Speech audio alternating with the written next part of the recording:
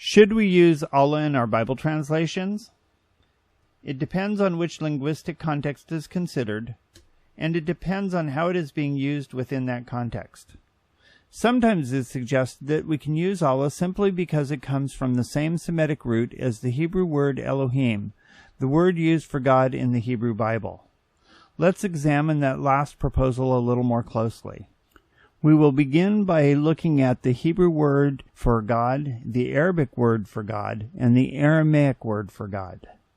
When we write these words using the same script, it becomes apparent that these words do in fact come from the same Semitic root. But there's more that needs to be considered before we use this argument to justify using Allah in any translation. When we add the vowels, we can see that these words are not pronounced the same in each of these languages. In Aramaic it is Elah, in Arabic it is Allah, and in Hebrew it is Eloah, from which we get the word Elohim. Let's look at how these words are used in Evan Shoshan's Hebrew Dictionary, the Hebrew equivalent of the English Webster's Dictionary. In the dictionary it tells us that Allah is the Elohim belonging to the Muslim. In Hebrew, Allah is understood to be specifically the God of Islam, but Elohim is used as a common noun to speak of any God.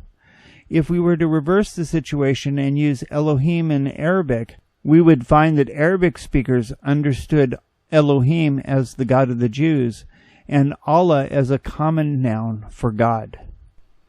Even though Allah and Elohim share a common Semitic root, it is clear that you cannot simply interchange these words between Hebrew and Arabic without communicating the wrong meaning.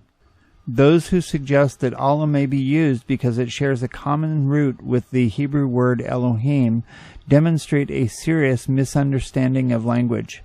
Those arguments should be ignored. When we consider the linguistic context, we need to understand how Allah might be used in that context. For example, in English, Russian, and Chinese, the word Allah communicates only the idea that it is the God belonging to Islam.